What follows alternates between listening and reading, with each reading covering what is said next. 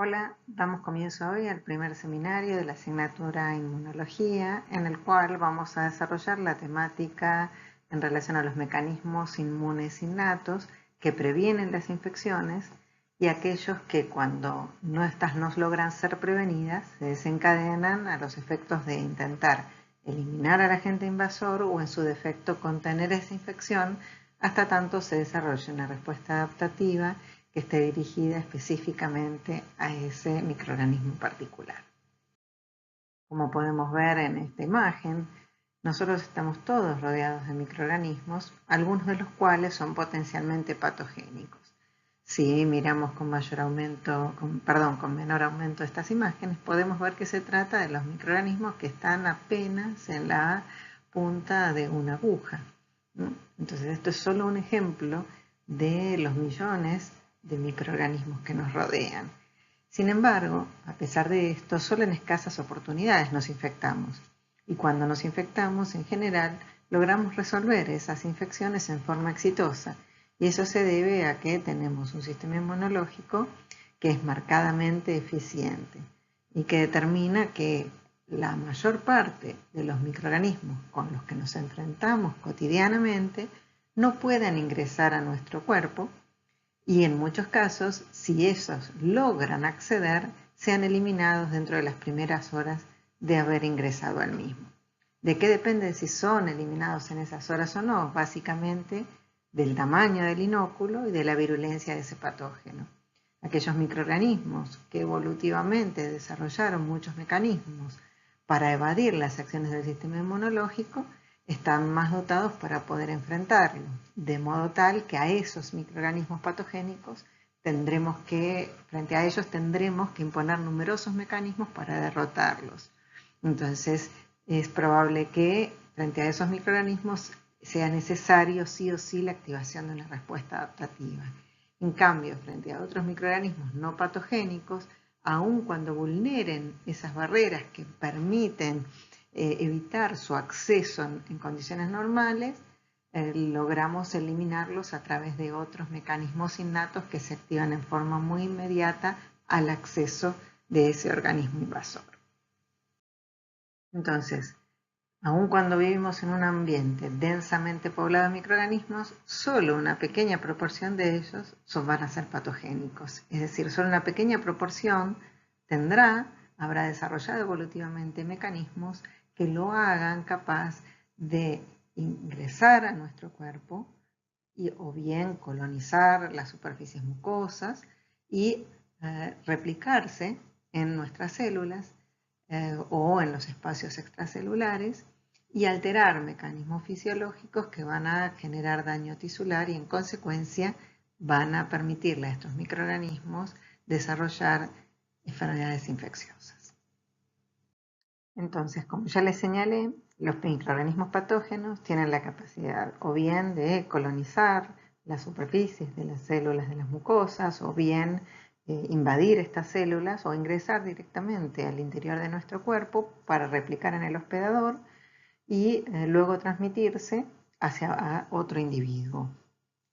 Normalmente el sistema inmune es capaz de reconocer a estos microorganismos cuando ingresan a nuestro cuerpo y entonces es capaz de reclutar células y moléculas que ejerzan actividades antimicrobianas en ese sitio de infección para intentar eliminarlo. Los microorganismos y también los organismos que tienen capacidad patogénica, ¿y por qué decimos organismos? Porque hay muchos que son patógenos multicelulares, como es el caso de los parásitos, los helmintos. Presentan una gran diversidad en su estructura, también en los mecanismos de replicación y en las estrategias que tienen de transmisión. Existen, por ejemplo, bacterias, virus, parásitos, hongos, y todos ellos presentan entonces diferencias en estos mecanismos. Hay bacterias que pueden tener una vida extracelular y replicar por fuera de las células, mientras otras, para hacerlo, necesitan invadir una célula, como es el caso de la micobacteria, y replicar en el interior de estas células. Los virus, por el contrario, son patógenos intracelulares obligados que necesitan apoderarse de la maquinaria biosintética de la célula para poder replicar y luego de ser liberados de la célula, de esa célula infectar a otras células. Los parásitos, en cambio, pueden ser de distintos tipos, los hay multicelulares y unicelulares, y algunos de ellos, como la teña que vemos en esta imagen, tienen dimensiones muy grandes que, por supuesto, para poder combatir a estos organismos se necesitarán de mecanismos muy diferentes a los que median la eliminación, por ejemplo, de una bacteria vida extracelular. Los hongos también son microorganismos que pueden tener ciclos de vida muy distintos y pueden al mismo tiempo ser unicelulares o multicelulares, y frente a los cuales se deberán activar diversas estrategias para poder eliminarlo y poder hacer frente a esta diversidad de estructuras y de ciclos de vida. Entonces, ¿cuáles van a ser las consecuencias de una infección?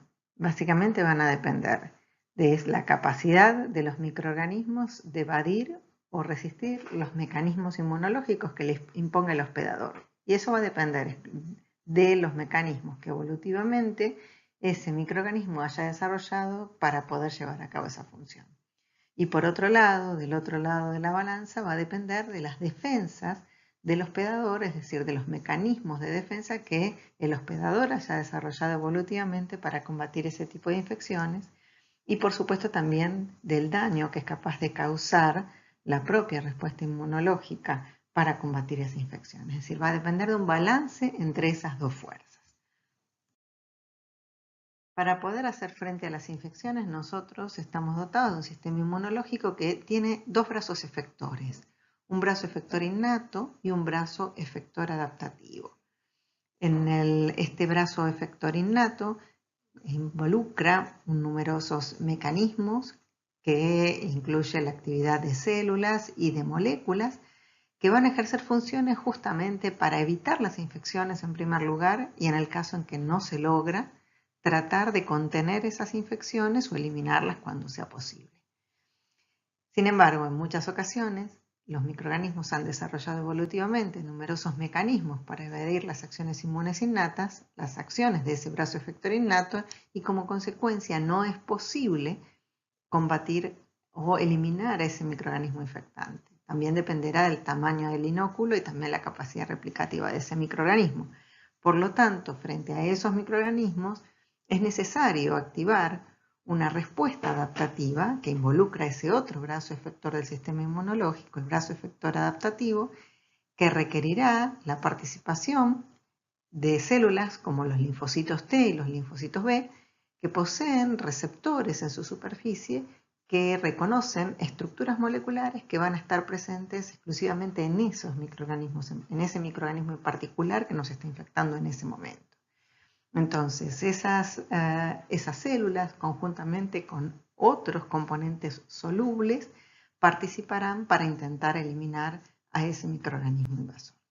En la clase de hoy nos vamos a concentrar en las características que tienen esos mecanismos efectores innatos, ¿sí? Pero vamos a conversar también un poco más sobre cuáles son las células y factores solubles que intervienen en la respuesta inmune.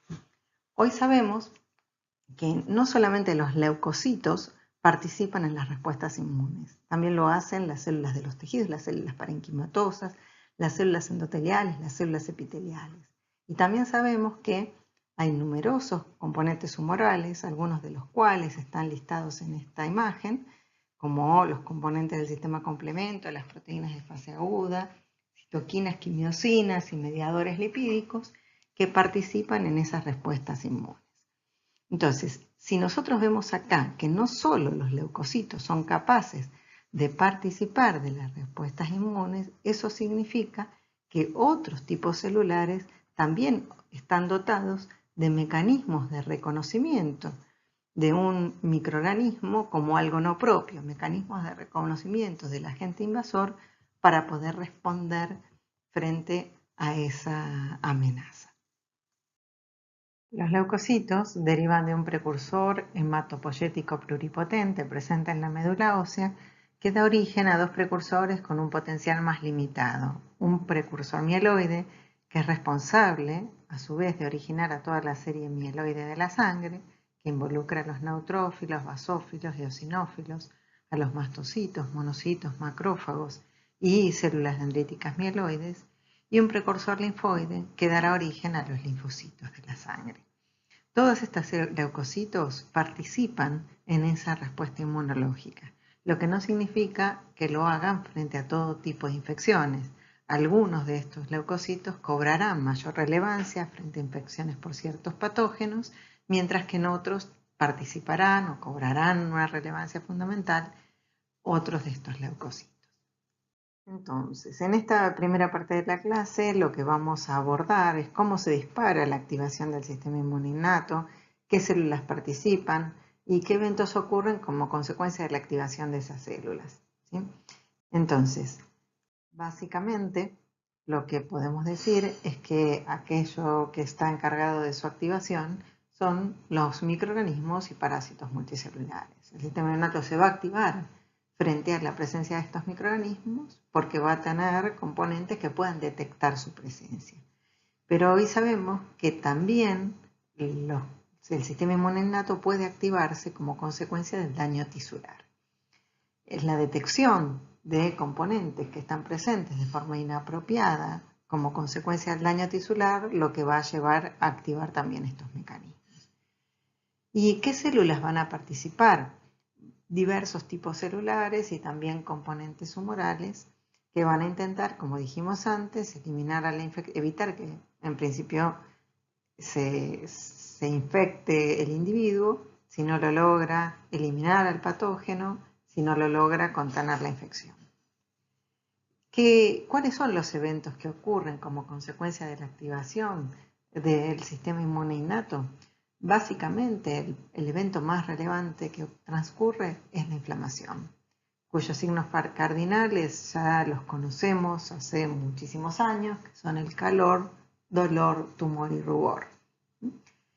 Sabemos también que frente a infecciones virales, otro de los eventos que va a ocurrir es la generación de un estado antiviral, ¿sí? Sobre el cual vamos a hablar en la próxima clase. ¿Y qué consecuencias va a tener entonces la activación del sistema inmune innato? Ya hemos dicho, prevenir o eliminar o contener las infecciones. Hoy sabemos también, tenemos evidencias de que esta respuesta innata es necesaria para la reparación y cicatrización del tejido y que no solamente los mecanismos innatos van a permitir eliminar o contener las infecciones, sino también van a contribuir a gatillar o modelar el tipo de respuesta adaptativa que se va a generar.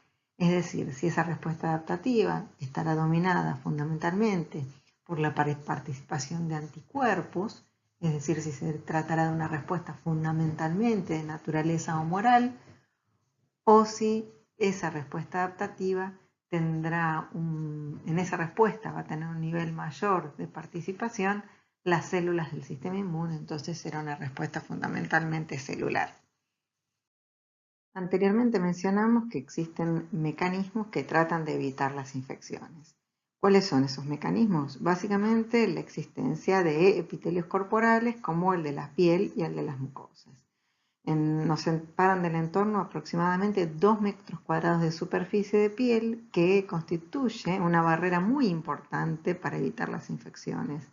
Y en el caso de los epitelios mucosos, se calcula que alrededor de 400 metros cuadrados de superficie mucosa nos separan del entorno.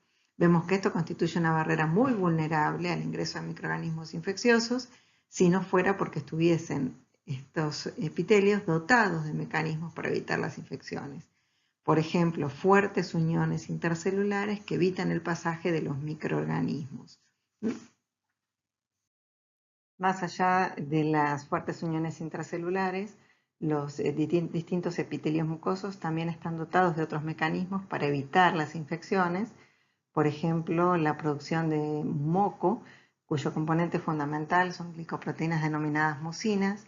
Este moco puede variar en espesor dependiendo del epitelio de que se trate, siendo muy delgadito en las mucosas que están involucradas en el intercambio gaseoso, en el aparato respiratorio, pero muchísimo más gruesas, por ejemplo, a nivel del intestino. Y la función fundamental es bloquear el acceso de patógenos al epitelio.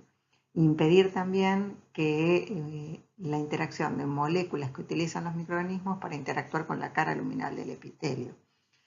También las mucosas están dotadas de mecanismos químicos que intentan prevenir las infecciones, por ejemplo, a través de la producción de péptidos antimicrobianos que cumplen funciones antibióticas, o la producción de enzimas como la lisozima que degrada la pared celular bacteriana, o la producción de lactoferrina que secuestra hierro, un componente muy importante para la sobrevida de muchos microorganismos.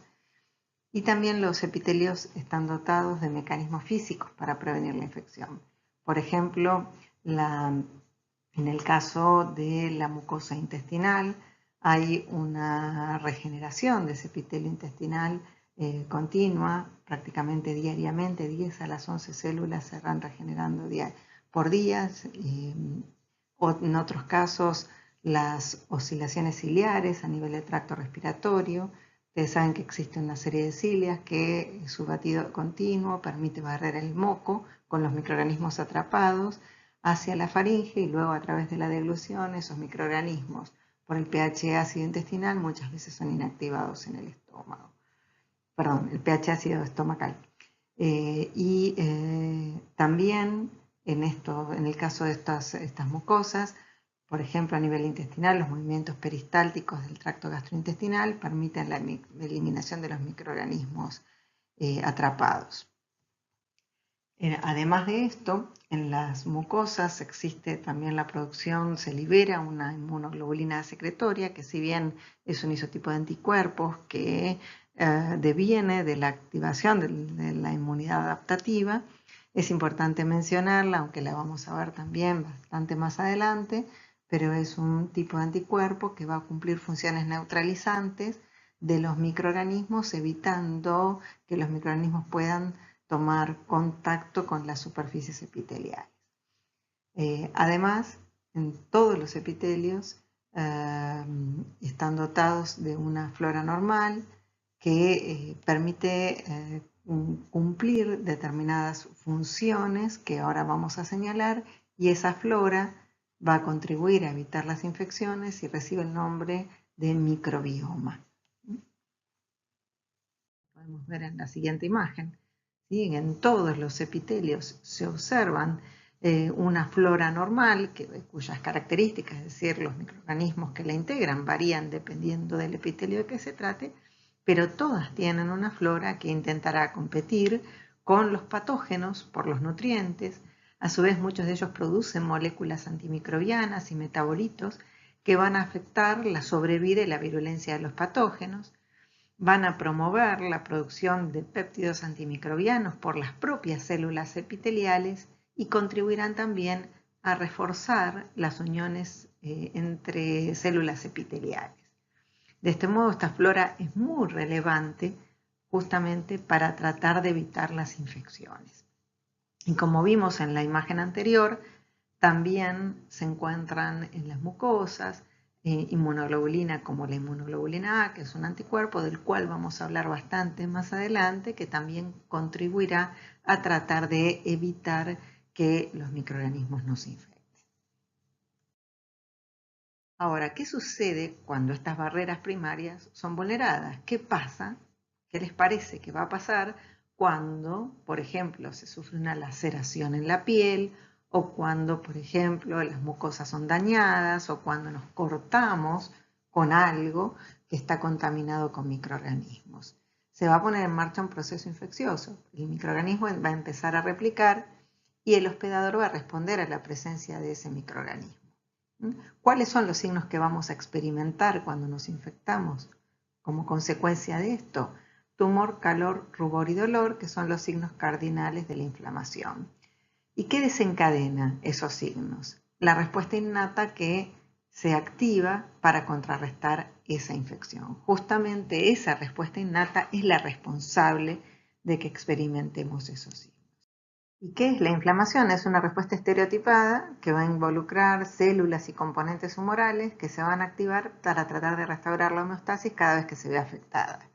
¿Cuándo se puede ver afectada la homeostasis? Puede verse afectada por una infección, en este caso el patógeno, un microorganismo está replicando y entonces altera la homeostasis, o en otros casos puede ser afectada como consecuencia de daño tisular estéril o como consecuencia de haber estado expuesto a radiaciones, ya sea a la radiación solar, a radiación gamma, a agentes físicos, agentes químicos. ¿Sí? Entonces, en todos esos casos que se altera la homeostasis, se va a activar un mecanismo inflamatorio para tratar de restaurarla.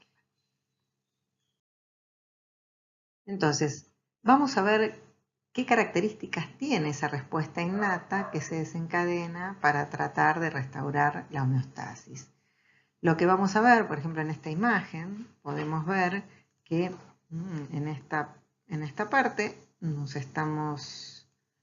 ¿qué ocurre cuando un individuo sufre una infección como consecuencia de que se corta con una aguja que contiene microorganismos, y los microorganismos logran vulnerar esa primera barrera, la barrera epitelial del epitelio de la piel, y entonces llegan a la dermis y empiezan a replicar? En forma inmediata, lo que vamos a ver que tienen lugar ciertos eventos como son vasodilatación e incremento de la permeabilidad de los vasos, que es lo que vemos acá. ¿Sí? Al mismo tiempo vamos a ver que hay edema. ¿Qué quiere decir que hay edema? Quiere decir que está pasando líquido desde los vasos a ese tejido. Y otro de los acontecimientos que va a ocurrir es que va a haber reclutamiento de células a ese foco infeccioso. ¿Desde dónde vienen esas células? Vienen desde la sangre y entonces tienen que atravesar el endotelio de los vasos que irrigan ese tejido para luego llegar a ese foco de infección. Entonces, lo que vamos a tratar de ver ahora, con un poquito más de detalle, es qué acontecimientos en ese foco infeccioso son los responsables de que nosotros observemos estos efectos. ¿Sí? Son los responsables de estos eventos que detallamos. Y para poder entender esto, una de las primeras cosas que tenemos que entender es que aún en condiciones homeostáticas, en los tejidos ya hay presentes ciertas células y ciertas moléculas capaces de detectar la presencia del agente invasor. Entonces, si ustedes miran en esta imagen, lo que vemos a la izquierda de la imagen es el tejido infectado, ¿sí? Que vendría a ser esto que estoy señalando acá, en rojo. Esto es el tejido infectado. Por otra parte, tenemos el endotelio vascular y a la derecha lo que vemos corresponde a una vénula poscapilar. Entonces, lo que vemos es que en el tejido infectado, aún en ausencia de infección, hay, por ejemplo, macrófagos en ese tejido, como este que vemos acá. Hay células dendríticas, hay también mastocitos y hay también numerosos componentes humorales. ¿Sí? Existen componentes del complemento, como estos que vemos acá. Y también hay anticuerpos, fundamentalmente de isotipo IgG, pero también puede haber algo en menor cantidad, porque es bastante grande, de anticuerpos de isotipo IgM, que son específicos para moléculas, para componentes, van a estar dirigidos contra componentes frente a los cuales el individuo estuvo previamente expuesto. Hago una aclaración que además puede ser que ese individuo tenga unos anticuerpos de los cuales vamos a hablar en clases más adelante, que se llaman anticuerpos naturales, que se generan sin aparente exposición a determinados componentes frente a los cuales son específicos, pero son anticuerpos en general polirreactivos, es decir, que reaccionan contra múltiples estructuras moleculares y que a su vez tienen baja afinidad frente a esas estructuras moleculares. Pero ¿qué es lo importante en esta instancia? Es que sepamos que en los tejidos hay normalmente componentes del sistema inmune presentes, en baja cantidad. Entonces, cuando los patógenos vulneran las barreras naturales, esas células que ya están presentes en el tejido y esos componentes humorales son capaces de activarse en forma inmediata. Y obviamente, como van a ocurrir determinados acontecimientos en ese foco de infección, se va a afectar las características de las vénulas que irriga ese tejido, permitiendo el pasaje de mayor cantidad de componentes solubles y la llegada de nuevas células al foco infeccioso. Entonces, la primera pregunta que nos va a surgir es ¿cómo advierten las células de la inmunidad innata la presencia del organismo invasor o la ocurrencia del daño tisular? Entonces, para responder a esto, podemos decir que lo hacen a través de un conjunto de receptores que se los conoce con el nombre de receptores de reconocimiento de patrones, o vamos a llamarlo comúnmente en estas clases como RRP. ¿Qué es lo que reconocen los receptores de reconocimiento de patrones? Básicamente dos tipos de componentes. Uno, los llamados patrones moleculares asociados a patógenos, o PAMPs. Y en esto vale la aclaración que por razones históricas, cuando se propuso la existencia de estos receptores, se hipotetizó acerca de la existencia de estos receptores, se pensó que solamente estaban presentes en patógenos. Y hoy en día sabemos que no es así. Sabemos que microorganismos que no son patogénicos también tienen componentes que son reconocidos por los receptores de reconocimiento de patrones. Pero ese nombre ya ha sido acuñado y se ha establecido mucho en toda la comunidad científica y por lo tanto se los sigue llamando como patrones asociados a patógenos. Los RRP también reconocen patrones moleculares asociados a daño, es decir, moléculas que usualmente no están presentes, no están expuestas para ser reconocidas por las células del sistema inmune innato en condiciones homeostáticas. Pero cuando se altera la homeostasis y hay daño celular, por ejemplo, pueden ser liberados desde el interior de la célula componentes que normalmente están presentes adentro de estas. O, por ejemplo, componentes que se generan como consecuencia de la liberación de enzimas desde el interior de la célula que actúan, por ejemplo, sobre componentes de la matriz extracelular, liberando péptidos que adquieren la capacidad de comportarse como patrones moleculares asociados a daño. ¿Y qué características tienen estos patrones moleculares asociados a patógenos? Básicamente es que son patrimonio de los microorganismos, pero no de sus hospedadores, lo que significa que van a estar presentes en los microorganismos, pero no van a estar en nuestras células. Y eso es fundamental para que las células de la inmunidad innata logren discriminar lo propio de lo extraño. A su vez, son esenciales para la sobrevida o patogenicidad del microorganismo. Por lo tanto, van a ser mantenidos a lo largo de la evolución. Entonces, ustedes imaginarán que si las células de la inmunidad innata tienen que desarrollar mecanismos para reconocer como algo extraño un microorganismo, todo aquello que vayan a desarrollar a lo largo de la evolución va a ser aquello que se mantenga evolutivamente. Entonces, esos receptores van a estar dirigidos contra aquellos componentes que sean esenciales para la sobrevida o la patogenicidad de esos microorganismos. Y por último, son estructuras invariantes que son compartidas por clases enteras de microorganismos. ¿Qué significa esto? Que van a estar presentes en grupos muy grandes, no van a estar presentes únicamente en un microorganismo en particular, sino en grupos muy grandes. Un ejemplo de esto es, por ejemplo, el lipopolisacárido, que está presente en todas las bacterias gram negativas, en la superficie de todas las gram negativas, o bien el peptidoglicano, presente en las gram positivas, el ácido lipoteicoico, etc.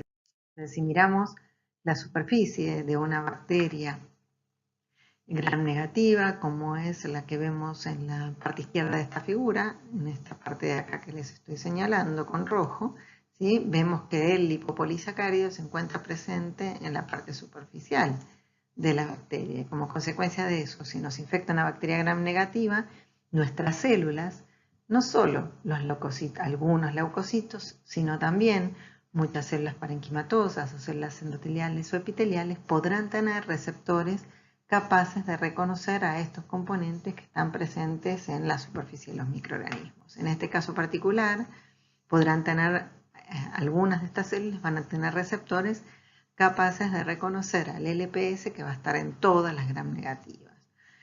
O van a poder tener receptores que reconozcan el ácido teicoico, lipoteicoico de las gram positivas o el peptidoglicano de las mismas, como es este el caso. También hay los ácidos nucleicos microbianos, el ADN, el ARN, de bacterias y virus pueden ser reconocidos por receptores de reconocimiento de patrones. ¿Y qué características tienen los patrones moleculares asociados al daño? Bueno, como les dije antes, son moléculas que usualmente van a estar ocultas en el interior de la célula y que solo son liberadas por mecanismos de muerte que ocasionan la ruptura celular. Mecanismos de muerte, por ejemplo, como necrosis, aunque no es el único mecanismo que va a llevar a su liberación, como vamos a ver después. También pueden ser moléculas que están presentes usualmente en el interior de una organela, como puede ser la mitocondria, y que cuando hay estrés mitocondrial, hay daño mitocondrial, se liberan de la misma al citoplasma y pueden ser detectados por receptores de reconocimiento de patrones que se encuentran en el citoplasma.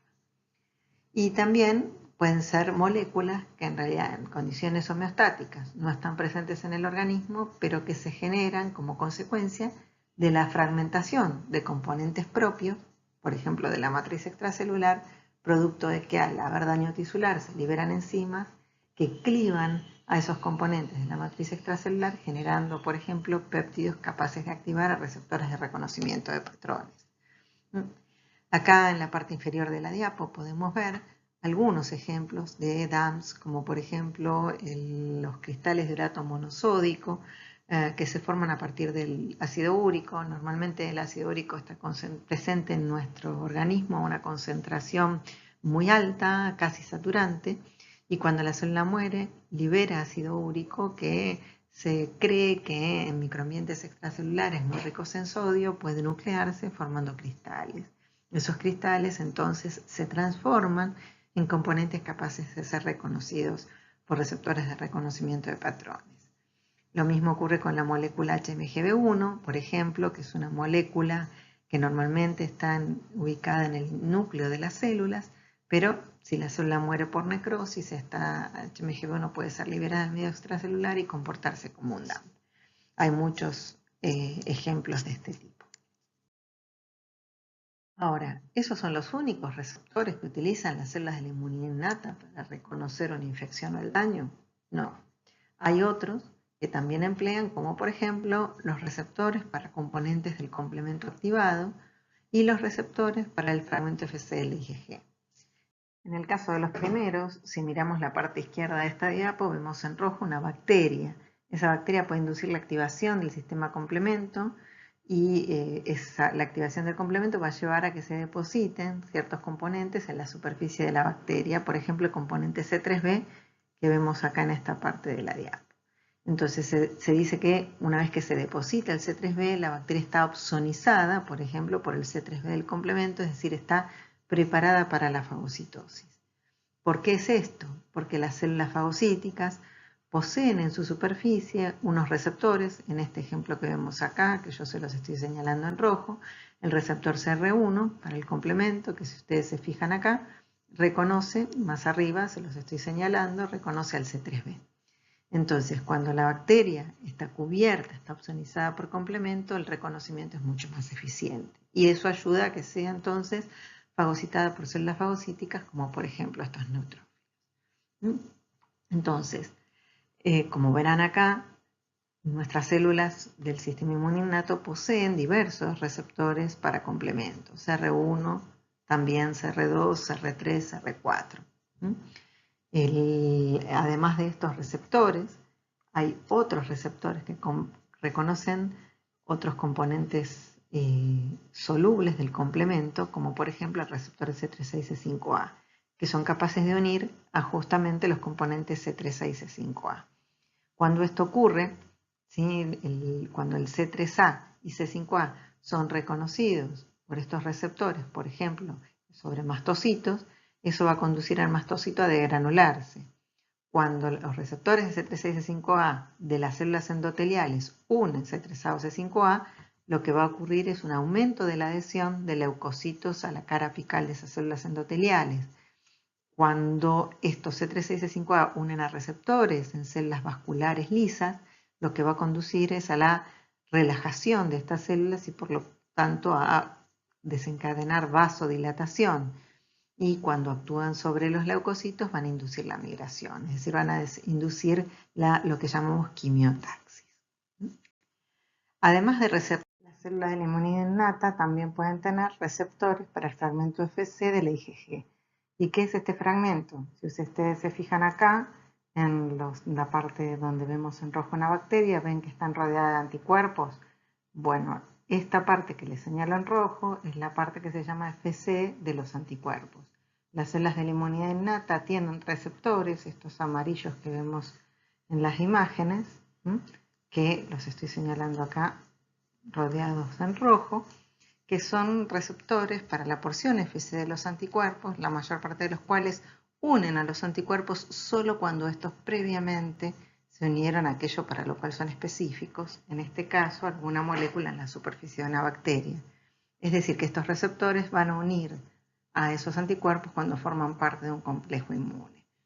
Cuando esto ocurre, entonces, si la bacteria está rodeada, está recubierta por estos anticuerpos, se dice que está opsonizada y entonces es mucho más eficientemente fagocitada por células fagocíticas.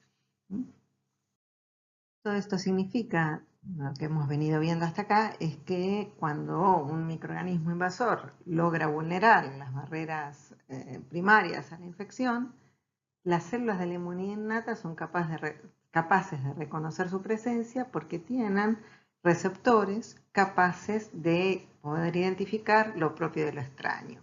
Entonces, tanto las células epiteliales, como vemos acá, como las endoteliales, células parenquimatosas o los leucocitos que ya están presentes en el tejido, van a tener algo menos algún tipo de receptor de reconocimiento de patrones que les permita identificar a ese microorganismo invasor como algo extraño y entonces ejecutar funciones que alerten al resto del sistema inmunológico de la presencia de ese microorganismo invasor.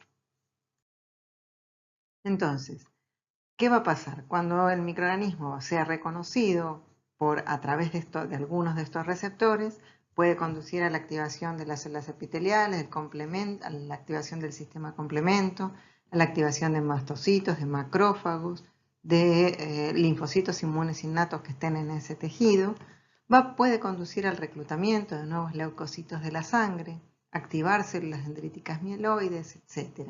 Entonces, en conjunto, todas estas respuestas van a propender a eliminar a ese agente invasor y restaurar la homeostasis.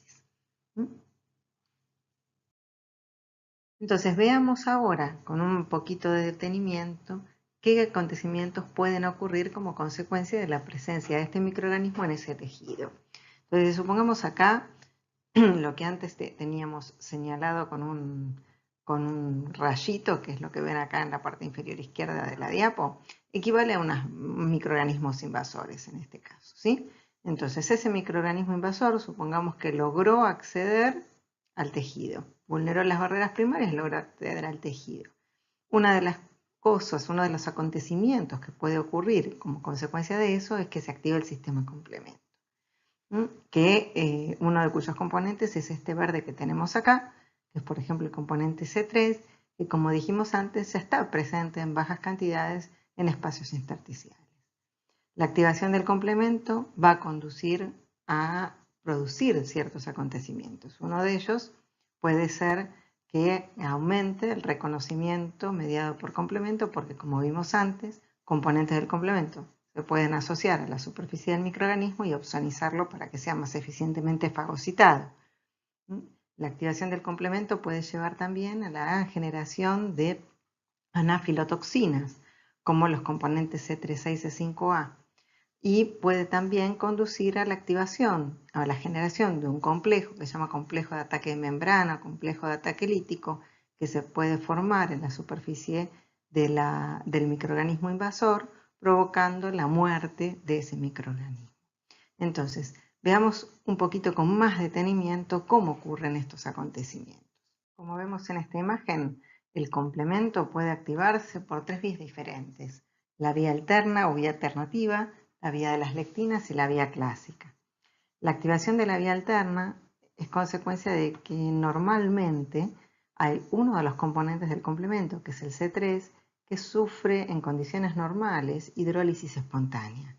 Entonces tiene un enlace que se cliva espontáneamente y hace que este componente rápidamente, si no se pega a una superficie celular, se inactive.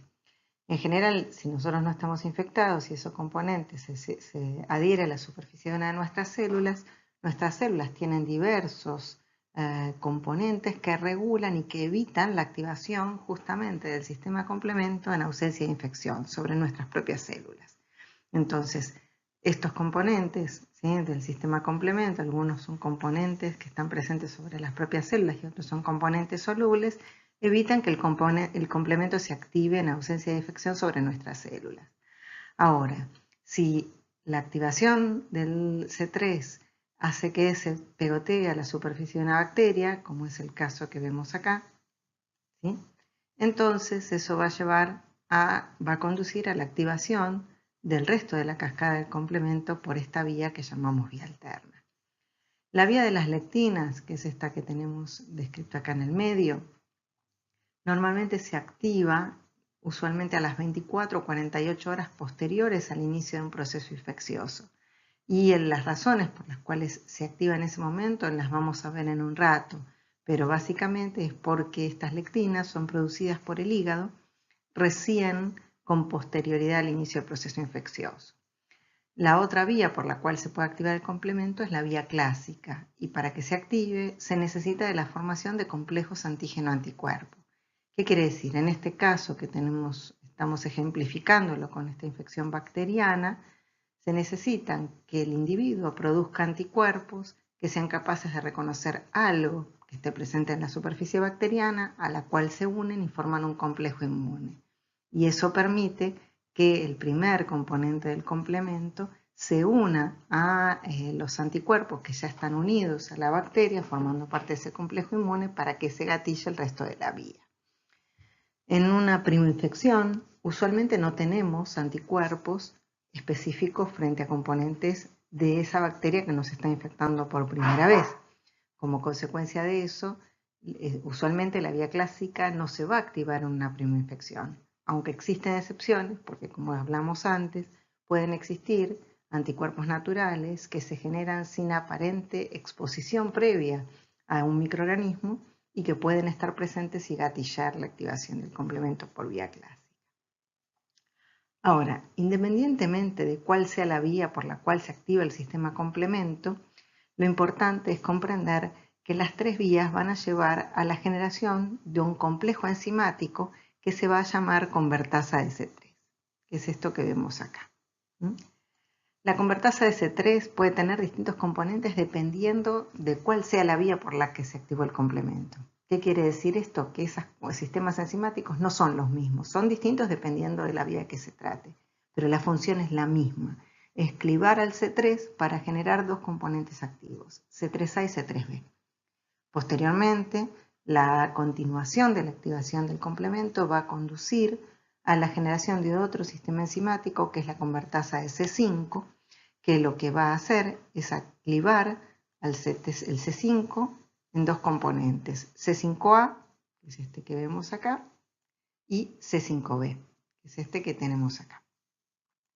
En el caso de C5B, se va a polimerizar con los que se llaman componentes tardíos del complemento, que son el C6, C7, C8 y C9, y va a formar un complejo proteico, como este que vemos acá, que se va a formar en la superficie del microorganismo, aquí, ¿sí? Y va a formar un poro por el cual el agua va a poder ingresar a la bacteria y como consecuencia de eso la bacteria va a poder morir por lisis osmótica. En cambio, en el caso del componente C5A, va a interactuar con receptores que van a estar presentes sobre ciertos tipos celulares, activando determinadas respuestas en esos tipos celulares. Por ejemplo, en el caso de que C5A interactúa con células endoteliales, va a favorecer la adhesión de otras células a las células del endotelio vascular. En el caso en que interactúen estos componentes, no solo C5A, sino también C3A, con neutrófilos, puede inducir su reclutamiento, puede inducir su migración desde el vaso sanguíneo hasta el tejido donde está siendo producido este componente. Cuando el C3A y C5A interactúan con mastocitos, contribuyen a la degranulación del mastocito. Cuando actúan sobre las células vasculares lisas, van a conducir a su relajación y eso va a llevar a que ese vaso experimente dilatación. Y por otra parte, van a contribuir también a la adhesión plaquetaria, la adhesión de plaquetas, por ejemplo, al endotelio vascular. Entonces, esto significa que cuando se activa el complemento y se generan C3A y C5A, estos componentes van a poder actuar, por ejemplo, sobre los mastocitos, induciendo su degranulación. Y cuando el mastocito se degranula, cosa que también puede ocurrir a veces porque el mastocito reconoce a través de receptores de reconocimiento de patrones a los microorganismos, pero eso va a ocurrir con mucha menor eficiencia, es decir, la degranulación como consecuencia de ese reconocimiento va a ser menos eficiente, el mastocito se va a degranular y va a liberar sus componentes bioactivos, entre los cuales uno de los más relevantes es la histamina. Y esta histamina va a contribuir a un aumento de la permeabilidad vascular, es decir, de la capacidad del pasaje de líquido entre las células endoteliales, pasaje de agua desde el plasma al espacio intersticial, y también va a contribuir a la vasodilatación. La acción de la histamina sobre las propias células endoteliales va a hacer que las células endoteliales comiencen a expresar en su cara apical moléculas que favorecen la adhesión de leucocitos al endotelio vascular. Entonces, normalmente, los leucocitos usualmente circulan en la corriente axial en un flujo laminar, en el vaso sanguíneo. Pero cuando en el tejido están aconteciendo estos acontecimientos, valga la redundancia, el vaso se dilata y entonces se pierde ese flujo laminar y las células comienzan a marginarse. Entonces, si en ese endotelio vascular vemos que aumentó la expresión de moléculas que favorecen la adhesión, esas células marginadas van a poder adherirse al endotelio y entonces ahora, una vez adheridas esas células, van a poder migrar hacia el foco de infección atraídas por componentes que son quimiotácticos, es decir, componentes que atraen a las células a ese foco de infección. ¿Cuáles son esos componentes quimiotácticos? Algunos de ellos son C3A y C5A. ¿Por qué? Porque células como los neutrófilos tienen receptores para C3A y C5A y entonces, una vez adheridas al endotelio, van a poder migrar hacia el foco de infección guiadas por un gradiente de estos componentes, por ejemplo C3A y C5A, que difunden desde el lugar a donde están más concentrados hacia los lugares de menor concentración, que difunden, digamos, desde el lugar a donde se producen, generando un gradiente. Entonces esos leucocitos van a ser atraídos hacia el foco de infección.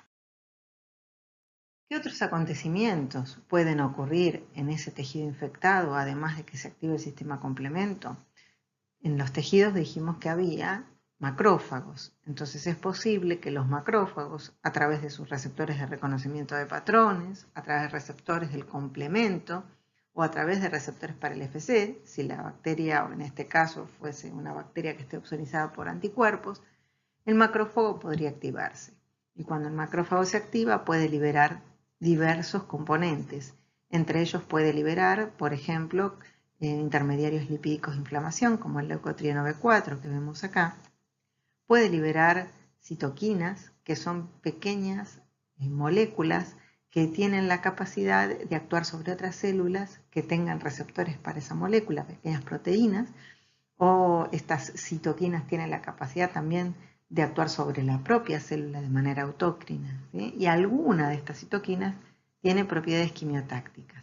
¿Qué quiere decir esto? Que tiene capacidad de atraer células. Entonces a esas citoquinas con capacidad quimiotáctica se las llama quimiosinas.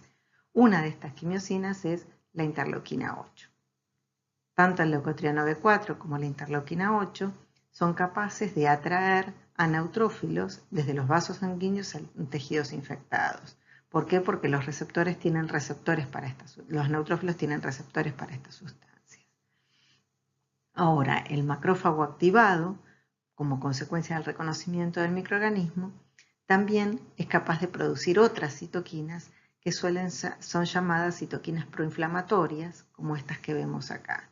Interleuquina 1, interleuquina 6 IL-1 beta, IL-6 y factor de necrosis tumoral alfa o TNF-alfa. Tanto la IL-1 como el TNF-alfa son capaces de incrementar la expresión de moléculas de adhesión en la cara luminal del endotelio, esto que vemos acá. Entonces, la producción de estas citoquinas lo que va a hacer es favorecer que leucocitos que estén en el vaso sanguíneo y que se comiencen a marginar se adhieran fuertemente al endotelio. Por otra parte, el TNF-alfa también contribuye a un aumento de la permeabilidad vascular, favoreciendo el pasaje, por ejemplo, de agua y de componentes plasmáticos hacia el foco de infección. ¿Qué componentes? Por ejemplo, más componentes del complemento, si hubiese anticuerpos, la llegada de mayor cantidad de anticuerpos al foco de infección y muchos otros factores que van a ir siendo producidos. También los macrófagos son capaces de producir factores de crecimiento, que van a ser muy importantes después para contribuir a la restauración de la homeostasis, y también son capaces de producir otros componentes, otras citoquinas, como esta que vemos acá, que es la interleuquina 10, que es en realidad una citoquina antiinflamatoria y que veremos después en qué momento de este proceso comienza a producirse. Entonces, básicamente, estos acontecimientos lo que van a favorecer es la llegada de más células del sistema inmune al foco de infección. ¿Qué tipo de células van a llegar? Bueno, eso va a depender de cuál sea el microorganismo que nos está invadiendo. ¿Sí? En estas primeras instancias del proceso infeccioso, por ejemplo, se trata de una infección bacteriana, vemos que está favorecido el acceso de neutrófilos a ese foco de infección. Ahora, más allá de los efectos locales que, por ejemplo, las citoquinas producidas por el neutrófilo por el macrófago pueden estar ejerciendo, estas citoquinas proinflamatorias pueden también ejercer efectos sistémicos. ¿Qué quiere decir esto? Quiere decir que son producidas en tan altas cantidades que logran pasar a la sangre y alcanzar altas concentraciones plasmáticas. Y entonces pueden impactar sobre otros tejidos, además de impactar en el propio foco de infección. Entonces pueden actuar a distancia. Y en ese sentido, lo que vemos en esta imagen es que la IL-1, IL-6 y TNF, esas citoquinas proinflamatorias de las que hablamos, al pasar a la sangre van a poder actuar sobre el hígado, lo vemos acá, y van a hacer que el hígado deje de sintetizar proteínas homeostáticas para pasar a sintetizar proteínas que van a tratar de solventar esa emergencia.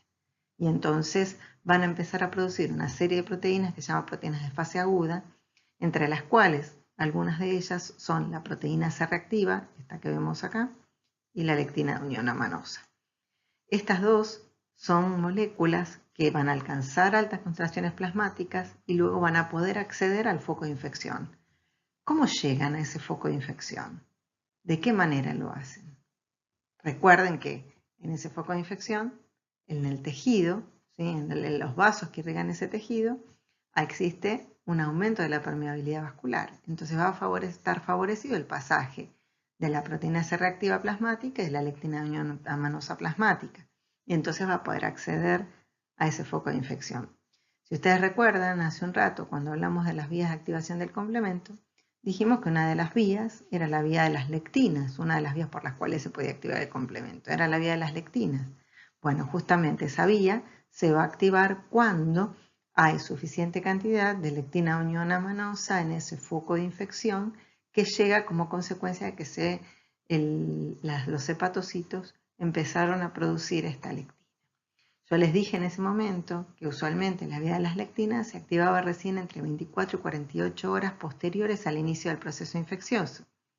La razón de esto es justamente que para que la lectina de unión amanosa pudiese llegar al foco de infección para poder activar al complemento, era necesario previamente que se activaran los macrófagos del tejido, se sintetizaran la IL-1, IL-6 y TNF, que éstas pudieran actuar sobre el hígado, que el hígado comenzara a producir en cantidades importantes esta lectina, que esta lectina fuese volcada a la sangre y de esa manera pudiese llegar al foco de infección.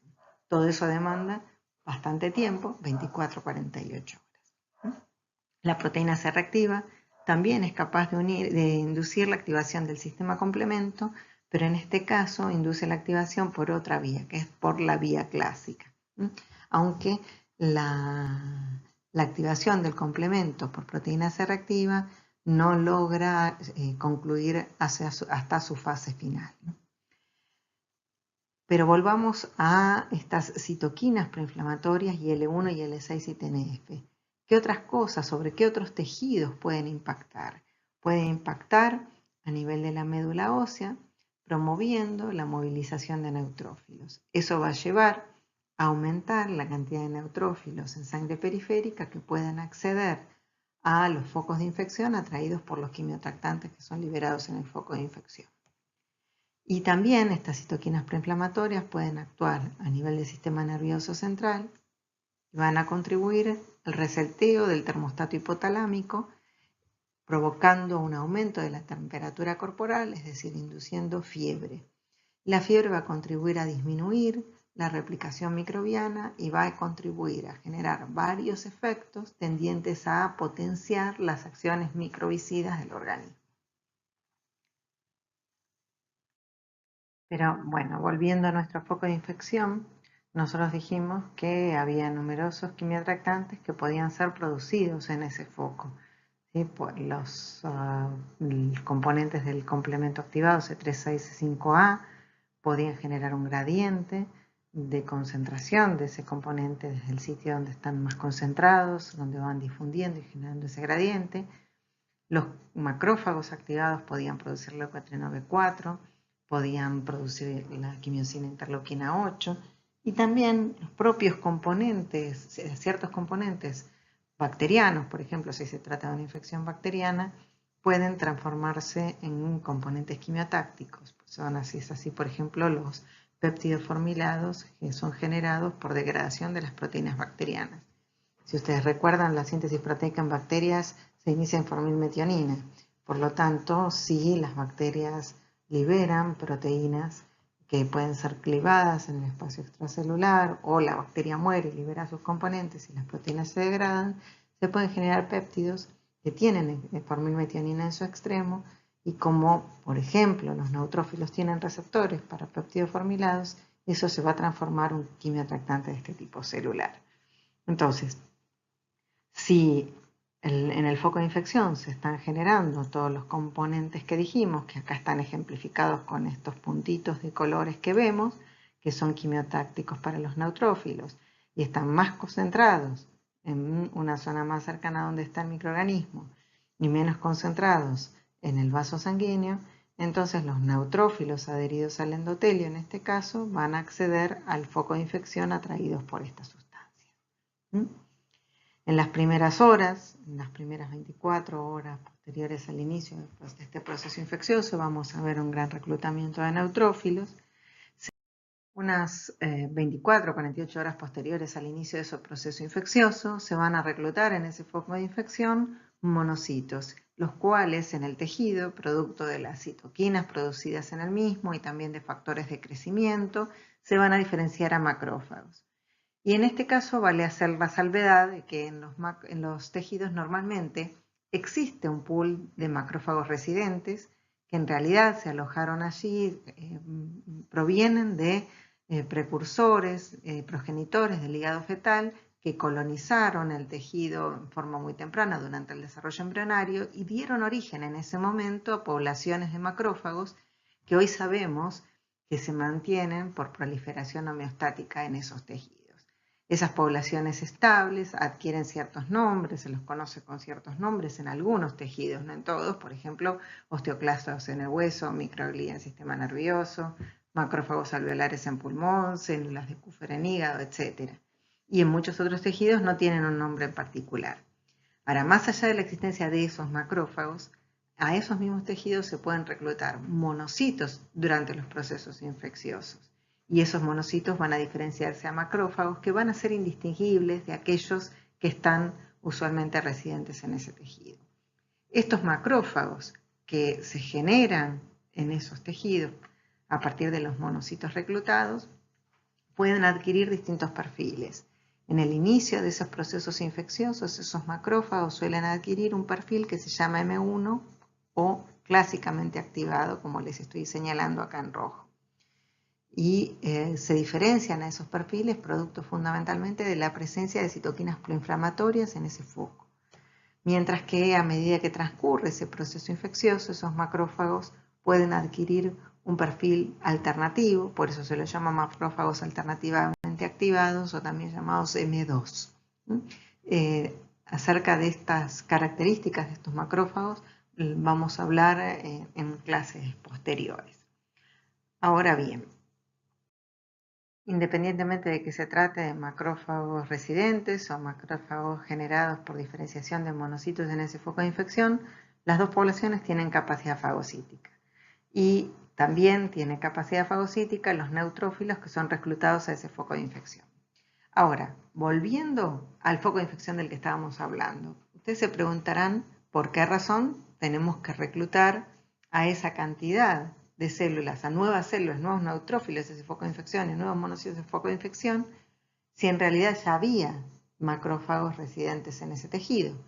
Y la razón es que el microorganismo replica activamente, supongamos que se trata de una infección por una bacteria extracelular, está replicando activamente y obviamente la cantidad de células que existen en ese foco no es suficiente para contrarrestar esa infección. Entonces es necesario convocar a una enorme cantidad de células especializadas en funciones microbicidas, con funciones microbicidas para poder eliminar ese agente invasor. Estas células que van a tener esa función van a ser mayoritariamente los neutrófilos, que van a ser convocados en un número muy grande al foco de infección para poder, en principio, eliminar ese microorganismo, intentar eliminar ese microorganismo a través de distintos mecanismos. Uno de esos mecanismos es la fagocitosis.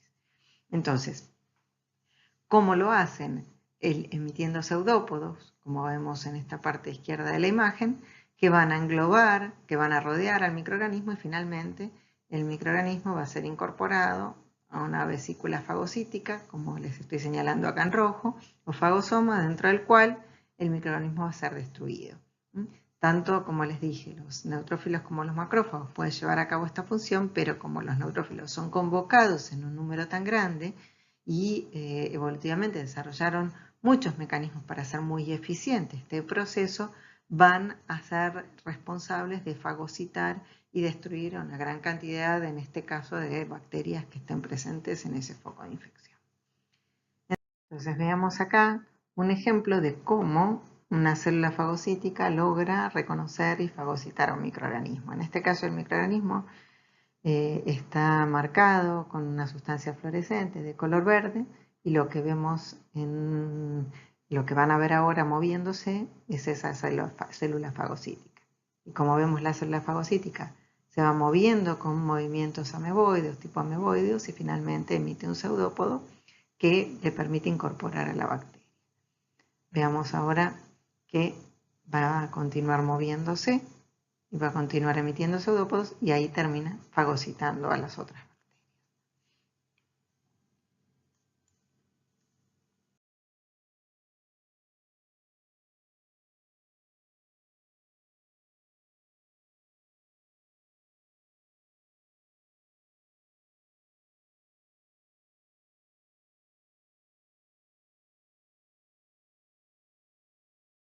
Entonces, una vez que el microorganismo es fagocitado, en el interior del fagosoma puede ser destruido a través de distintos mecanismos microbicidas. Básicamente existen dos grandes tipos de mecanismos microbicidas. Aquellos que involucran al oxígeno molecular, es decir, que involucran la generación de componentes que oxidan componentes claves para el ciclo de vida del microorganismo, y a esos mecanismos se los llama mecanismos oxígeno dependientes, lo tenemos descrito por acá abajo. Involucran, por ejemplo, la producción de anión superóxido, peróxido de hidrógeno, hipoclorito. Sabemos que el peróxido de hidrógeno no es más que agua oxigenada y el hipoclorito es el componente activo de la lavandina que todos nosotros usamos en nuestros hogares para inactivar microorganismos. También cloraminas, que son oxidantes de larga vida media con una alta permeabilidad en las membranas lipídicas. Y otros mecanismos microbicidas que se pueden poner en marcha son los que no involucran al oxígeno e involucran la participación de enzimas que degradan componentes bacterianos, componentes microbianos, como por ejemplo la lisozima, que degrada pared celular bacteriana, serinproteasas, que degradan proteínas muy importantes para sostener la supervivencia del microorganismo, y también péptidos antimicrobianos que tienen funciones como las de péptidos antibióticos que desestabilizan las superficies microbianas. Ahora, estos mecanismos microbicidas, ¿dónde tienen lugar? ¿En dónde están ocurriendo? Entonces veamos por ejemplo en este neutrófilo que está fagocitando, en este caso una bacteria que está opsonizada por anticuerpos y por complemento. Una vez que la bacteria es fagocitada, es incorporada a un fagosoma, que es este que vemos acá, les estoy señalando en rojo, ¿sí? Entonces, en el interior del fagosoma es donde la bacteria va a ser sometida a la acción de estos mecanismos microbicidas oxígeno independientes y oxígeno dependientes. En el caso de los oxígeno independientes, esos mecanismos microbicidas se van a activar porque el neutrófilo posee gránulos lisosomales, como este caso que vemos acá, gránulos azurófilos, que contienen en su interior una serie de enzimas y proteínas con acción antimicrobiana.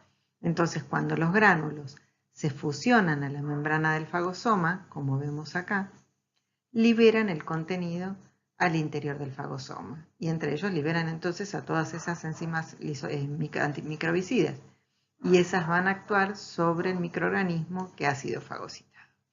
Por ejemplo, si una de esas enzimas era la lisozima, va a degradar pared celular bacteriana. Otras enzimas, como proteasas como las serinproteasas, van a degradar componentes vitales, componentes clave del microorganismo. Al mismo tiempo, si ustedes se fijan en la parte inferior del fagosoma que tenemos dibujado acá, en la membrana de ese fagosoma se va a activar una enzima que se llama NADPH oxidasa, y esa enzima va a ser la responsable de generar el primero de los metabolitos dependientes del oxígeno que se generan a partir del oxígeno molecular, que se llama anión superóxido.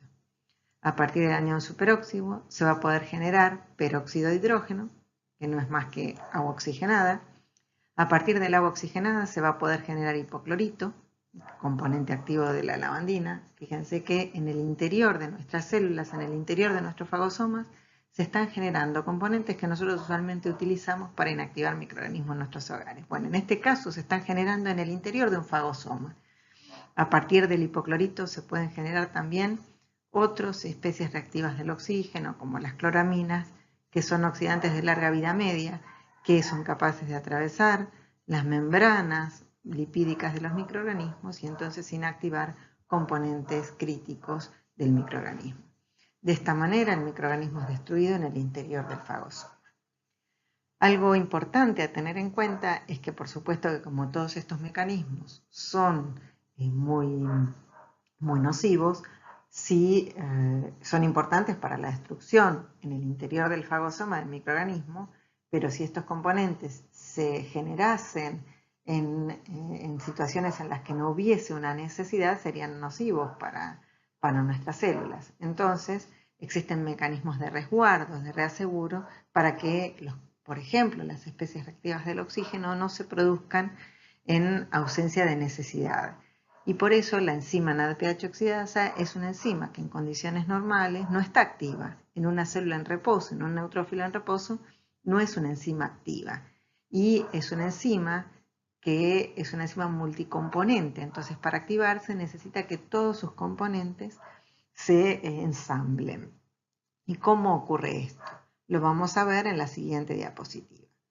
En esta imagen vemos la membrana plasmática de la célula en la parte superior, que la separa del medio extracelular que está dibujado en celeste. Y en amarillo vemos el interior, el citoplasma de esa célula. Entonces, como pueden ver ustedes, esta enzima, que es la NADPH oxidasa, está formada por componentes de membrana, que son los rojos que vemos acá, que pueden estar presentes en la membrana plasmática de una célula en reposo, y componentes citoplasmáticos que son estos que vemos acá. En condiciones homeostáticas, en una célula en reposo, los componentes de la NADPH oxidasa se encuentran disociados. Ahora, cuando un neutrófilo, por ejemplo, fagocita un microorganismo, una bacteria como esta que vemos acá, entonces el neutrófilo es alertado de que se está fagocitando un microorganismo porque se lo está reconociendo a través de receptores de reconocimiento de patrones, receptores de complemento, etc.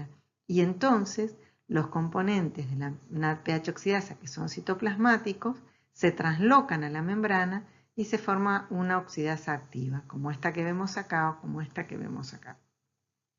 Como la membrana plasmática es la que se invagina para formar ese fagosoma, entonces la NADPH oxidasa se forma en la membrana del fagosoma y los componentes, el primer componente, que es el anión superóxido, es el primero que se forma, se va a formar hacia el interior del fagosoma y todos los otros de especies derivadas del oxígeno se van a generar allí y van a actuar sobre el microorganismo, provocando la oxidación de componentes críticos para la sobrevida de ese microorganismo. Independientemente de la fagocitosis, hoy sabemos que los microorganismos también pueden ser atrapados y eliminados extracelularmente. ¿Y cómo ocurre esto? A través de un mecanismo de muerte extracelular que es el atrapamiento y muerte por trampas extracelulares liberadas por los neutrófilos. A estas trampas se las suele llamar NETs, es el acrónimo en inglés, y están formadas por cromatina, es decir, por el ADN asociado a las histonas del núcleo celular, conjuntamente con proteínas antimicrobianas que están pegadas a ese ADN, a esa cromatina.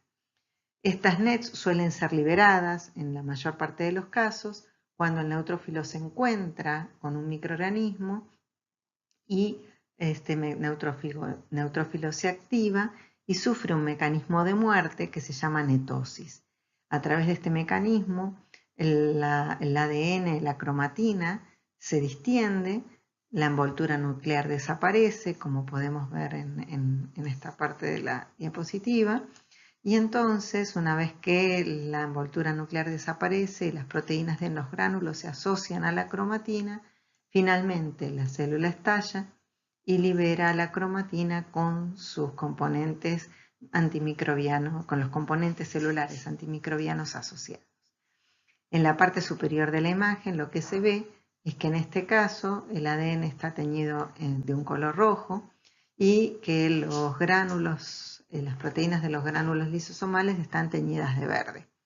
En la célula en reposo, en el núcleo se ve el ADN y los componentes de los gránulos se ven en el citoplasma. Pero a medida que progresa el proceso de netosis, las proteínas de los gránulos se asocian al ADN y por eso el color que se observa es producto de la superposición del verde de los gránulos con el rojo del ADN nuclear. Y entonces se observa como un color amarillento. Y cuando la célula estalla, se observa la liberación del ADN al medio extracelular. Ese ADN con las proteínas asociadas es el que va a ser responsable de atrapar a los microorganismos y esas proteínas antimicrobianas podrán eliminarlo extracelularmente. Hoy sabemos que estas NETs pueden producirse en respuesta a bacterias, virus, hongos y parásitos y que actúan como una red de contención. La realidad es que solo un porcentaje bastante bajo de los neutrófilos responde a la presencia de los microorganismos liberando NETs. Por ejemplo, frente a una infección bacteriana, la mayor parte de los neutrófilos van a fagocitar al microorganismo, pero va a haber una proporción de estos neutrófilos que van a morir por netosis liberando las NETs y evitando la dispersión del microorganismo. Es interesante señalarles, ¿ven? Como vemos acá en estas imágenes, en estas micrografías electrónicas, que los microorganismos son atrapados por las NETs y toman contacto tanto con el ADN, aunque no se ve, también con las proteínas antimicrobianas. Durante muchísimos años, más de 50 años, los patólogos veían ADN en las preparaciones microscópicas y también durante 50 años se supo que las histonas tenían propiedades antimicrobianas. pero la verdad es que no se entendía la razón por la cual podían ejercer esta acción antimicrobiana en alguna instancia. Hasta que en el año 2004, dos investigadores trabajando en Alemania, Brinkmann y Sitchinski, descubrieron justamente que los neutrófilos eran capaces de morir por este mecanismo de netosis, liberando estas trampas extracelulares que podían poner en contacto a las histonas con los microorganismos y éstas ejercer sus acciones antimicrobianas. Y demostrando además que ese ADN que veían los patólogos no se trataba de un artefacto de la técnica de preparación de la muestra, sino de un mecanismo activo de muerte de los neutrófilos. En este video van a ver que se pusieron en contacto en un laboratorio células de neutrófilos de sangre periférica humana purificados de la sangre que fueron marcados con un colorante fluorescente que penetra en las células vivas y que tiñe su ADN de color verde como vemos acá. En este preparado, además, en el medio extracelular se encuentra otro colorante que en este momento es invisible, que también tiñe ADN, pero que es impermeable en las células vivas y solo es capaz de penetrar cuando las células sufren una alteración en la membrana plasmática y permite el pasaje del colorante, o bien cuando la célula directamente se rompe y se libera el ADN.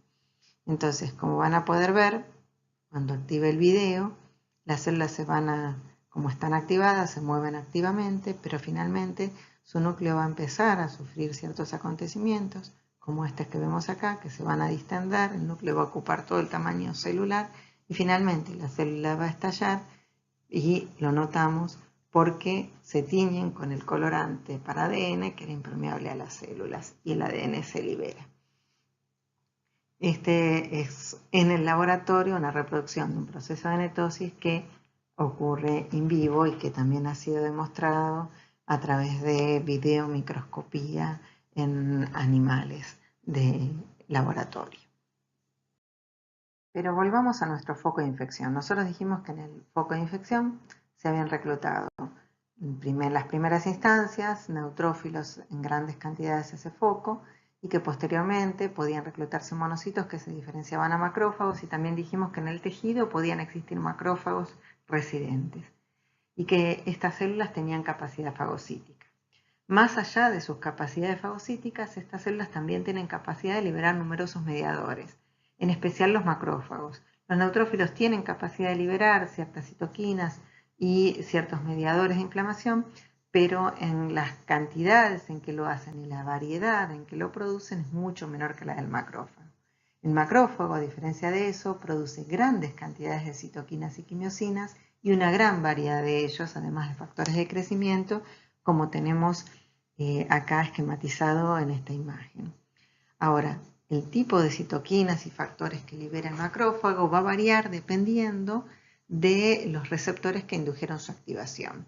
Y esto también va a variar dependiendo de la instancia de la respuesta inmune de que se trate. Por ejemplo, estuvimos diciendo hasta ahora que si se trataba de una infección por una bacteria de naturaleza de vida extracelular, el macrófago iba a producir una gran cantidad de citoquinas proinflamatorias como IL-1, IL-6 y TNF. Pero a medida que transcurre la respuesta y la bacteria va siendo eliminada, y en ese foco de infección van muriéndose los neutrófilos que fueron reclutados, el macrófago va a fagocitar a esas células muertas y va a comenzar a producir otro tipo de mediadores que van a intentar contribuir a la restauración de la homeostasis del tejido.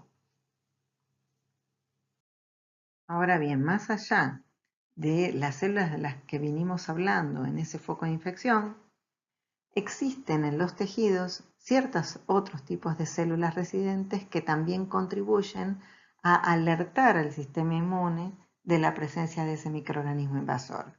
Y estas células se llaman linfocitos inmunes innatos, que son capaces de responder a ciertas citoquinas que son producidas tempranamente en los procesos infecciosos por las células sensoras innatas.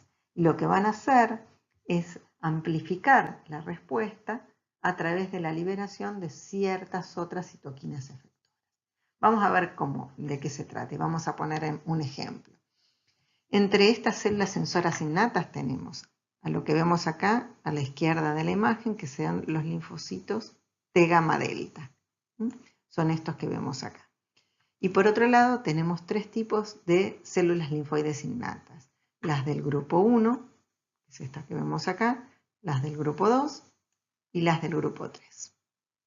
Ellas van a responder a citoquinas producidas en el entorno, en el tejido infectado. Si en el tejido infectado se están produciendo porque el microorganismo fue reconocido por ciertas células, por ejemplo, por macrófagos del tejido que liberaron ciertas citoquinas, o fueron reconocidas por células del tejido que liberaron ciertas citoquinas, entonces esas citoquinas pueden impactar sobre estas células linfoides innatas, haciendo que ellas respondan de determinada forma.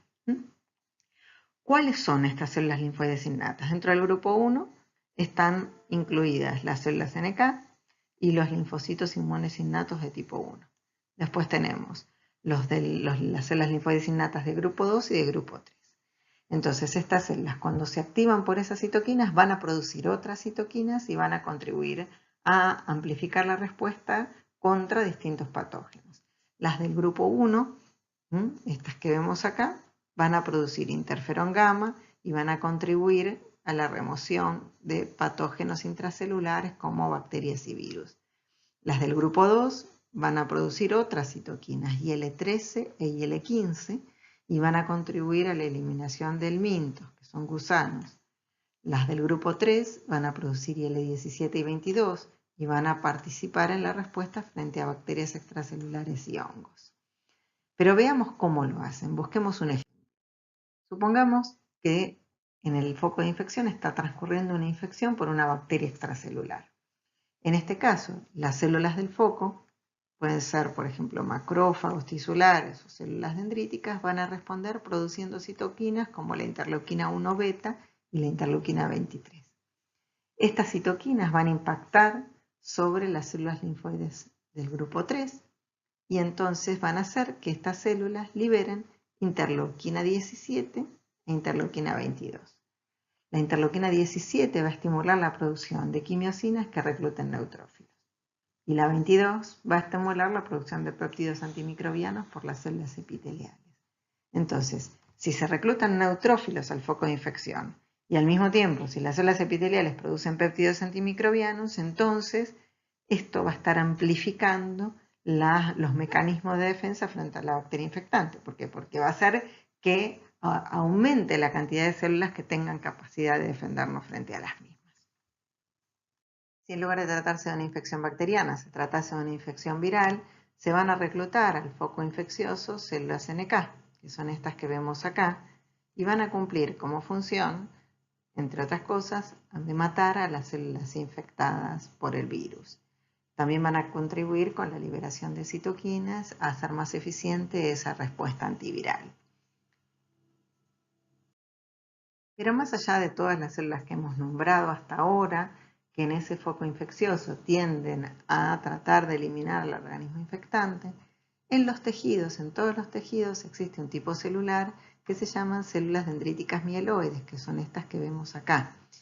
Y estas células tienen una gran capacidad endocítica, una gran capacidad fagocítica, y por lo tanto son capaces de fagocitar microorganismos, endocitar sus componentes y tienen una gran capacidad de producir citoquinas. Pero además tienen otra característica.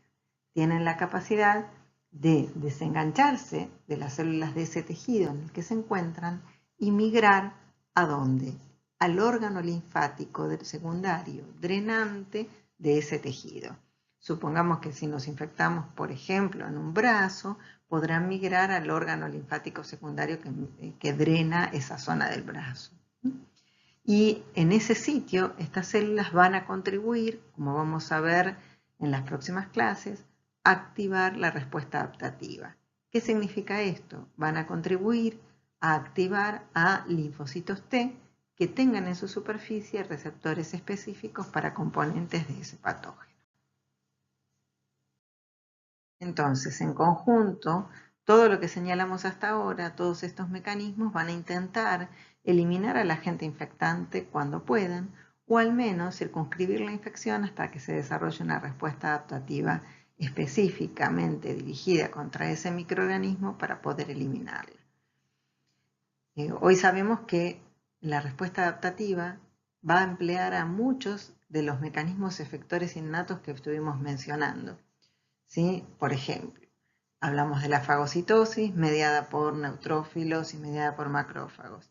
Si cuando se activa una respuesta adaptativa se generan anticuerpos que son dirigidos contra ese microorganismo y los anticuerpos opsonizan al microorganismo, los mecanismos efectores que van a mediar la destrucción van a ser lo mismo, va a ser la fagocitosis por neutrófilos y macrófagos. ¿Está bien? Pero en este caso, la respuesta va a ser mucho más eficiente, va a ser mucho más precisa. ¿Por qué? Porque el microorganismo va a estar opsonizado por una gran cantidad de anticuerpos específicos contra componentes que son exhibidos en su superficie y entonces va a aumentar la eficiencia de la fagocitosis.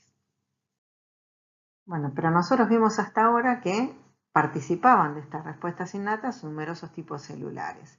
La pregunta que ustedes deben hacerse es, ¿todos estos tipos celulares son reclutados a un foco de infección en respuesta a cualquier tipo de infección? No, la respuesta es no. No siempre se reclutan todos estos tipos celulares y aun cuando algunos de estos tipos celulares puedan reclutarse en distintos tipos de infecciones, no siempre cumplen un rol fundamental en esa respuesta. Por ejemplo, los neutrófilos cumplen un rol que no es redundante en las infecciones producidas por bacterias extracelulares, pero también son reclutados en infecciones virales y, sin embargo, en el contexto de esa infección viral a veces puede ser beneficioso o a veces su presencia puede ser perjudicial. En el caso de las infecciones virales, por ejemplo, se van a reclutar a esos focos de infección células NK y va a ser muy importante ese reclutamiento, o también en respuesta a patógenos intracelulares, pero estas células no van a ser reclutadas en una infección por una bacteria extracelular. Y otra de las preguntas que en general nos solemos hacer en relación a la respuesta de fase aguda es si en todo tipo de infecciones se activa esta respuesta. Y valga la redundancia, la respuesta es sí, pero la intensidad de la misma va a variar dependiendo de la magnitud de la infección. Si, por ejemplo, se trata de una infección localizada o una infección sistémica. Y por supuesto que esto está íntimamente relacionado también a las características que tiene ese agente infeccioso. Pero siempre se puede activar una respuesta de fase aguda independientemente del tipo de microorganismo que nos esté infectando. La pregunta que ustedes deben hacerse en esta instancia es si es beneficiosa o es perjudicial la respuesta inflamatoria. En función de todo lo que vimos hasta ahora, ¿qué les parece? ¿Qué piensan que es? Bueno, la respuesta es que sí es beneficiosa en la mayor parte de las situaciones. Esa respuesta, si es una respuesta controlada y no es desmedida, es una respuesta beneficiosa. En todo proceso inflamatorio va a acontecer algo de daño tisular, pero mientras ese daño tisular sea controlado y pueda procederse a la restauración de la homeostasis y la restauración de ese tejido, esa respuesta va a ser beneficiosa porque es necesaria para el control de la infección. Ahora, si esa respuesta es desmesurada o conlleva a acciones nocivas, como puede ser la obstrucción de las vías aéreas por un edema, entonces esa respuesta se va a transformar en perjudicial. Pero en la mayor parte de los casos esa respuesta es beneficiosa porque, como dijimos, va a permitir o la eliminación de microorganismos que no sean patogénicos o a la contención de la infección hasta tanto se desarrolle una respuesta adaptativa frente a microorganismos patogénicos. También va a permitir incrementar el aporte de oxígeno para asistir a la demanda metabólica incrementada de las células que van a defenderse frente a ese invasor, va a permitir la llegada de componentes de los microorganismos a los órganos linfáticos secundarios para activar la respuesta adaptativa, va a permitir la migración de esas células dendríticas a los órganos linfáticos secundarios para que se active la respuesta adaptativa, y va a permitir justamente la dilución de toxinas que se puedan estar produciendo en ese foco de infección. Entonces, esa respuesta inflamatoria va a ser beneficiosa en la medida en que sea controlada. Y para terminar, es importante señalar que en realidad los microorganismos a lo largo de la evolución van desarrollando mecanismos para evadir la acción que le impone el sistema inmunológico. Y por supuesto que nuestro sistema inmune va evolucionando para desarrollar nuevos mecanismos para tratar de contrarrestar las infecciones. Ejemplos de estos, por ejemplo, son que los microorganismos desarrollan mecanismos para inhibir el reclutamiento de neutrófilos a los focos de infección, para inhibir la activación de la vía alterna del complemento, para inducir la muerte de los neutrófilos que se recluten a los focos de infección, para inhibir la fusión de los fagosomas a los lisosomas a los fagosomas, para inhibir la producción de especies reactivas del oxígeno o secuestrar especies reactivas del oxígeno e impedirles que actúen sobre los microorganismos. De modo tal que normalmente las consecuencias de un proceso infeccioso, como dijimos al principio, van a depender de los mecanismos inmunes que le imponga el hospedador y de los mecanismos que se han desarrollado evolutivamente los microorganismos para evadir la acción del sistema inmunológico. Entonces, estamos continuamente lidiando una batalla evolutiva con los microorganismos. Afortunadamente, frente a muchos microorganismos, aun cuando existan estos mecanismos de evasión, estos mecanismos no son 100% eficientes y logramos contrarrestarlos a través de mecanismos inmunes redundantes. El problema se presenta en aquellos pacientes que presentan deficiencias inmunológicas y en los cuales, frente a algunos microorganismos, esos mecanismos redundantes no son suficientes para combatir.